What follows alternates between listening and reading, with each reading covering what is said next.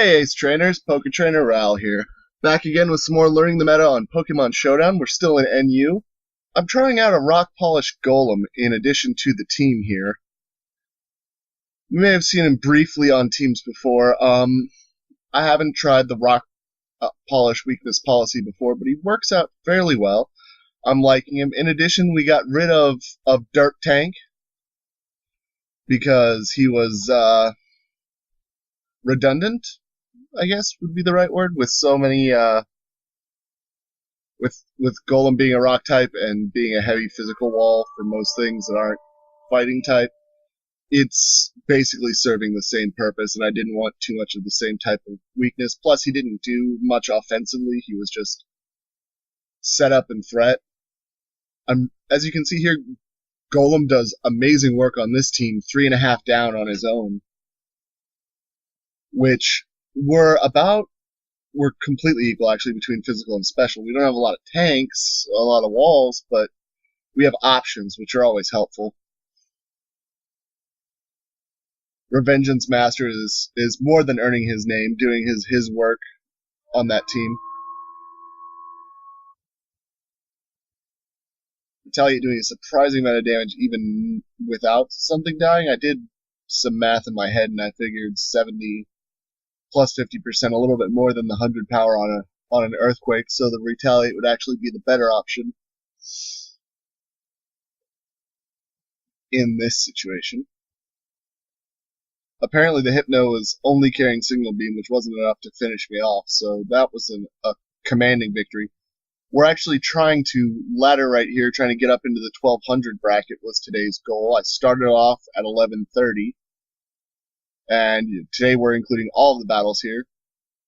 The switch out from the Xatu into the Girder has me scared. I know it's going to have Mach Punch, so it's going to eliminate Golem even if he sets up. I put a little too much stock into Butterfree here, and that's my fault. One Quiver Dance and a Hidden Power Ground is not enough to take out Heatmor. It's much bulkier than I gave it credit for, but I don't see it often. So, I mean, that's on me for not doing my math and not checking the data, just going in guns blazing. Here I expect the Gigadren to come in. It does actually work out for me. I get my weakness policy off. He's going to switch out, though, so the EQ is going to hit Girder.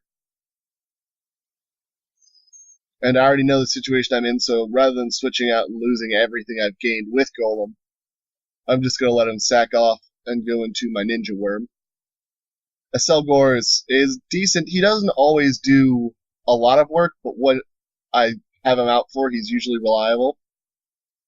So I'm realizing this Heatmor is very specially bulky, and there's not a lot I can do other than whittle it down and wait. So it's kind of my plan. I know Ninja Worm's getting ended, and I was resigned to that fate, but Revengeance Master is back.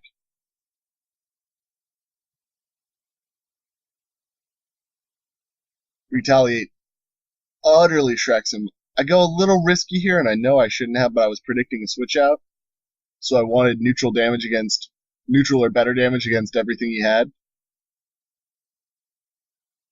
In comes Barbarical with an amazing EQ. Does a lot more than I thought it would, especially with it being off-type for Revengeance. But the Shell Smash slightly frightening. Razor Shell's going to take me down there. I was okay with that fate. Whack is Scarfed, so I know he's going to be faster than the Barbarical, and I can take it down. In comes Leavanny. I switch into Chatot because he resists anything this will throw at me. But he goes for the Swords Dagger and gets a little greedy knowing I would switch. Did not expect a Specs Tot. Specs Chatot with Boom Burst is power. Just pure and simple. And since Heatmor was already whittled down so much, I wasn't scared to throw in my Major Cannon against him. And he goes down as well. Also, interesting name, Feces Flinger. Also the only guy of the day not to offer a GG after the battle. I guess he was too busy. Last battle here. This is actually my one that broke me into the 1200s. I'm pretty excited. It's a good battle. Bony Rages. I've not seen Regirock enough to know that it carries Ice Punch, but it procs me really quick and leaves me with some HP to spare, which is unusual. That nice EQ ruins him. I know Seismitoad's going to kill me. I also know I don't have another chance. So I just allow myself to ruin it, hoping he'd go for the Stealth Rocks and be greedy. He didn't, and that's alright, because his only rock type's down. So Revengeance Master can go ahead and go on a rampage. Retaliate would have taken down anything he switched in.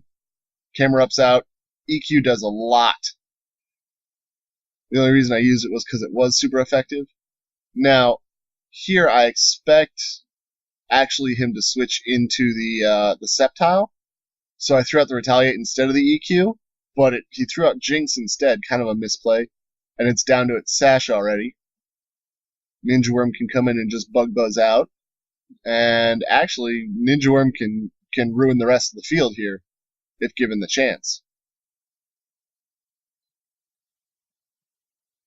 So, Hidden Power Rock comes out, Camera Up goes down. He's trying to think about what to switch into. We had a long break here with this guy just sort of thinking for a minute. And he's finally picked his Luxray to send out.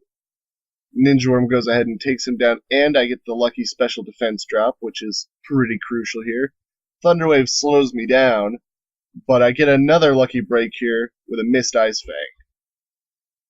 It's not like Luxray could have swept me up, but it helps to keep Ninja Worm out there and at full health since he is sashed. Sceptile's out. The Dragon Pulse does surprisingly low damage, but in return for the miss, I get Parahacks for a turn. At the same time, I get a critical the next turn, so the luck was truly in my favor. GG Bony Ridges, and congratulations to us guys. We got to 1200. I might change the team up before next time on episode 7 of Learning the Meta. Thanks.